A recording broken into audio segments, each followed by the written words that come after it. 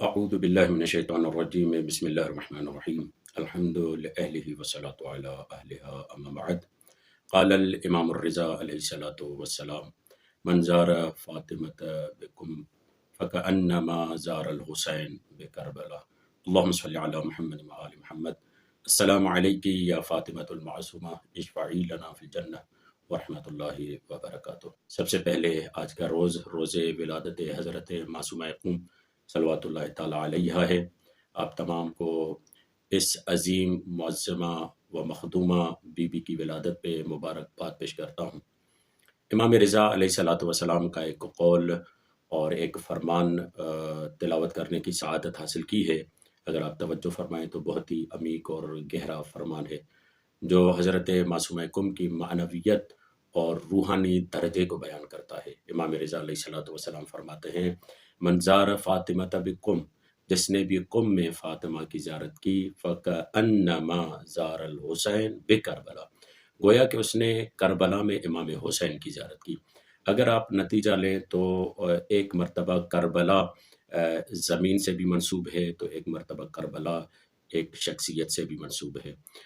زمین دیکھیں تو کربلا ہے، شخصیت دیکھیں تو امام حسین ہے۔ بعین ہی اسی ردیف اور اسی ترتیب میں امام رضا علیہ الصلوۃ والسلام بیان کر رہے ہیں من زار فاطمہ بکم، یعنی ایک مرتبہ حضرت فاطمہ معصومہ قم کی شخصیت ہے، دوسری مرتبہ مقام قم ہے۔ گویا کہ امام رضا علیہ الصلوۃ والسلام نے دونوں چیزوں کی عظمت اور اہمیت کو بیان کیا۔ حضرت معصومہ قم صلوات اللہ تعالیٰ علیہ کے وجود مبارک کو امام حسین کے وجود کے گویا کے برابر قرار دیا، اور اس کے معنوی فیوزات اور اس کے معنوی مراحل اور اس کے معنوی جو سیدہ کی صفات ہے اس کے برابر قرار دیا ہے۔ من زار فاطمہ بقم فکأنما زار الحسین بکربلا، ایسا ہے جیسے اس نے حسین کی زیارت کی کربلا میں، اور قم کو کربلا کے برابر قرار دیا۔ یہ امام رضا علیہ الصلوۃ والسلام کا ایک فرمان ہے جو حضرت معصومہ قم کی معنویت اور ان کی حقیقی جو ان کا عرفانی ایک پہلو ہے، اور ان کا جو خدا کی بارگاہ میں قرب والا پہلو ہے، جو ولایت والا پہلو ہے، اس کو ظاہر کرتا ہے۔ میں حضرت معصومہ قم کی زیارت میں ایک جملہ ہے جس پہ بہت زیادہ میری توجہ ہوتی ہے، اور وہ جملہ مجھے بہت زیادہ اپیل کرتا ہے اور بہت زیادہ وہ جملہ اپنی طرف کھینچتا ہے، اور اس پہ کافی مجھے احساس ہوتا ہے کہ اگر اس جملے کو ہم غور سے دیکھیں تو اس جملے کا تعلق ہمارے اس زمانے سے بھی ہے، یعنی غیبت امام زمانہ سے ہے۔ وہ جملہ یہ ہے کہ جب ہم زیارت پڑھتے پڑھتے آتے ہیں تو یہ سوال کرتے ہیں پروردگار عالم سے، اسأل اللہ ان یرینا فیکم السرور والفرج، کہ ہم پروردگار عالم سے دعا کرتے ہیں کہ پروردگار عالم آپ کو شادمانی اور فرج اور آسانی دکھائے، اور یہ مرحلہ ہم بھی دیکھیں۔ ہم چاہتے ہیں کہ آپ کو خوشی اور آسانی اور فرج کے زمانے میں دیکھیں۔ آپ کو معلوم ہے فرج وہ زمانہ ہے جسے حکومت امام مہدی کا زمانہ کہتے ہیں، اسی لیے ہم دعا کرتے ہیں اللہم عجل لولیک الفرج، کہ پروردگار تو اپنے ولی کے فرج کا زمانہ ہمیں دکھا۔ تو یہاں سے یہ سمجھ میں آتا ہے کہ حضرت معصومہ قم کے لیے سب سے بڑی خوشی امام زمانہ کے ظہور کی خوشی ہوگی، اور یہ شادمانی معنوی درجے کی شادمانی ہوگی، کیونکہ ہم مادی خوشیوں کی طرف بڑھتے ہیں، مگر یہ زیارت کا جملہ ہمیں اپیل کرتا ہے کہ ہمیں معنوی خوشیوں کی طرف بھی بڑھنا چاہیے، ہمیں معنوی تگ و دو کی طرف بڑھنا چاہیے، ہمیں اپنے معنوی تبدیلی کی طرف بڑھنا چاہیے۔ جیسے کہ یہ دعا کا جملہ پڑھتے ہیں نا، یا مقلب القلوب والابصار یا مدبر اللیل والنہار یا محول الحول والاحوال حول حالنا الی احسن الحال۔ تو یہ ہماری جو حالت کو بدلنے کی دعا کی جا رہی ہے، یہ صرف مادی حالت کے بدلنے کی دعا نہیں ہے، بلکہ معنوی حالات کے بدلنے کی دعا ہے۔ حضرت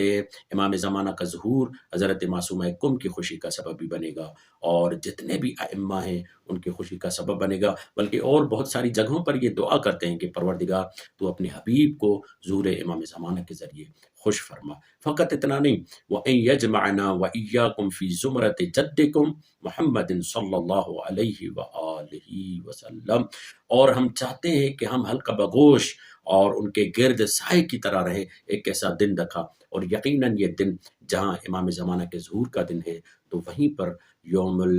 الجم یعنی قیامت کا دن ہے۔ اور پھر زیارت کا آخری جملہ ہے، اسی زیارت کا آخری جملہ نہیں، اسی فراز کا، کیونکہ زیارت میں کئی فراز ہیں، اور کئی معنوی پہلو چھپے ہوئے ہیں۔ اس میں سے ایک یہ ہے وَأَلَّا يَسْلُبَنَا مَعْرِفَتَكُمْ إِنَّهُ وَلِيٌّ قَدِيرٌ۔ کتنی عظیم بی بی ہے کہ خداوند متعال سے دعا کر رہے ہیں، پروردگار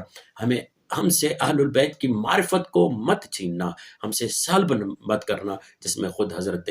معصومہ کم صلوات اللہ تعالیٰ علیہ شامل ہیں، اور اہل البیت کے خاص زمرے میں اور خاص اس حلقے میں شامل ہیں کہ جس حلقے میں شامل ہونے کی وجہ سے ہم خداوند متعال سے دعا کر رہے ہیں کہ وَأَلَّا يَسْلُبَنَا مَعْرِفَتَكُمْ، پروردگار ہم سے حضرت معصومہ کم کی معرفت کو سلب نہ کرنا، ہم سے چھین